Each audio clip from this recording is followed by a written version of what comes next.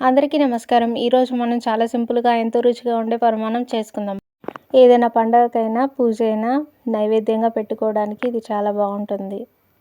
ముందుగా బియ్యాన్ని బాగా కడిగి తీసుకుందాం. ఇప్పుడు ఒక గిన్నెలో పాలు పోసి మరిగించుకుందాం. పాలు బాగా మరిగిన తర్వాత అందులో బియ్యం వేసి మెత్తగా ఉడికించుకుందాం. ఇప్పుడు ఒక చిన్న టిప్, బియ్యం పాలను పీల్చుకుంటుంది కాబట్టి మధ్య మధ్యలో కలుపుతూ ఉండాలి.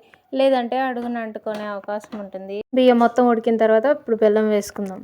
బెల్లాన్ని ముందుగా కొద్దిగా నీటిలో కరిగించి వడగట్టి వేసుకుంటే చాలా మంచిది. బెల్లం వేసిన తర్వాత స్టవ్ ఆఫ్ చేసి బాగా కలుపుతూ ఉండాలి. బెల్లం, పాలు, బియ్యం అన్నీ చక్కగా కలిసే వరకు ఉడికించుకుందాం.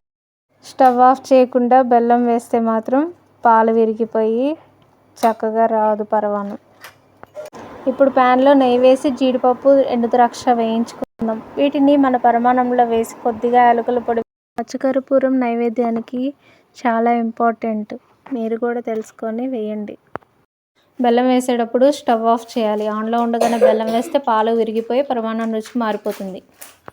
అంతే, ఎంతో రుచిగా నైవేద్యానికి చక్కగా సరిపోయే మన పరమాన్నం రెడీ అయిపోయింది. చూస్తుంటేనే తినాలనిపిస్తుంది కదా.